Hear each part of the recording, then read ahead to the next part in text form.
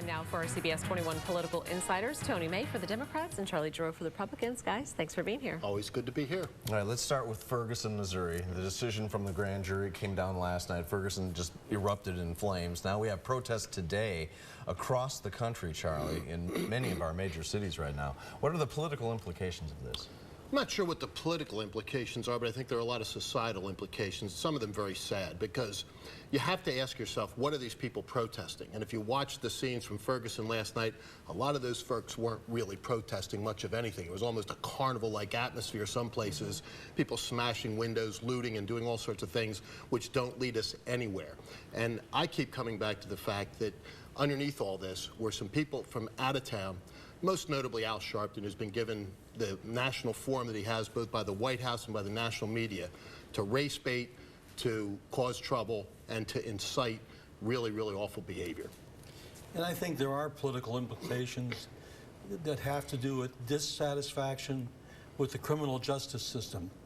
Normally, if you're a victim of violent crime or violence, when you're arrested by the police, they say you have a right to an attorney. If you can't afford one will be provided for you. Well, if you're dead, you don't get that right. So Michael Brown did not have an attorney representing him in the grand jury room. Normally, you'd think that the prosecutor would take that role, but clearly, what the prosecutor was doing was his job. Was his job to keep. He interpreted his job as keeping down violence and preventing civil unrest. First of all, the prosecutor here, who I think all he had to do was prove probable cause, and the evidence didn't lead there, Tony. That's the bottom line here. If you follow there was a dispute over the evidence.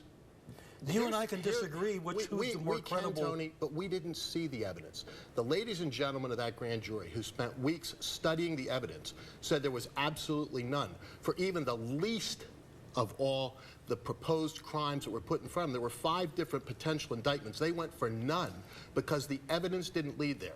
The district attorney there, by the way, a Democrat, could have taken the very easy path, which is what a lot of folks thought was going to happen, and pushed the grand jury to indict for manslaughter, which would have been a miscarriage of justice now that the facts are on the table. I mean, I just don't know how you can run away. We can, but we don't know all the facts, Tony. And that's the point. And that's the problem. And that's the problem with the criminal justice system, built around a medieval legal construct called the grand jury. And if there hadn't been a grand jury, you wouldn't have indicted this officer. The facts didn't lead there. And the facts have now been made available to everyone. So if you want to spend months and months poring over it like the grand jury did, everyone is welcome to do so. And then we'll know what we're talking about. Right. As soon as I finish reading the Obamacare bill. Put it right after that. A couple of years from now. Then, Thanks, Tony. Thanks, Charlie. You can see our Political Insiders every Tuesday right here on CBS 21 News at 5:30.